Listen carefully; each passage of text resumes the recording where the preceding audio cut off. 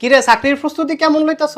কি আর প্রস্তুতি, চাকরি পাওয়া আমার লাগে একটা ব্যাপার হইলো। ব্যাপার মানে এটার লাগে তো পরিশ্রম করা লাগে, গোড়ার ডিম করণ লাগে।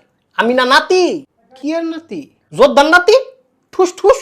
তো যোদ্ধার নাতি সব বালা কথা, এন আবার চাকরির সম্পর্ক কি? আরে বেটা, আমরা হইলাম প্রথম সারির লোক, আমগো হিসাবটা আলাদা। আমগো বাপ দাদা কত সাহস করে যুদ্ধ করছে, আমরা কি এত গমতো রে? তোরা যাবি সিঁড়ি দিয়া, আমরা যাবো লিফট দিয়া।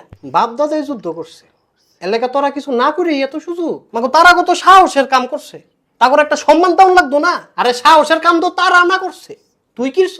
আমি কিরছি আবার?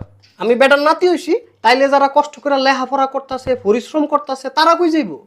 তাইলে তাগরও কোন নাতি হইতো? পুরো বেটা, এটা একটা নিয়ম হইলো? আরে এটাই তো নিয়ম। যে জায়গায় মেধার দাম নাই, পরিশ্রমের দাম নাই, এটারে নিয়ম কয়। এটারে কি কয়? এটারে অন্যায় কয়। এই তোর সমস্যা কি রে?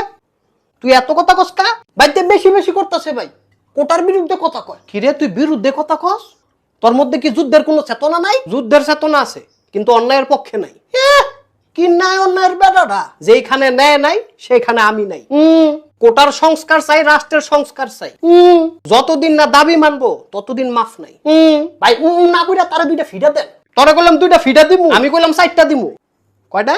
4টা।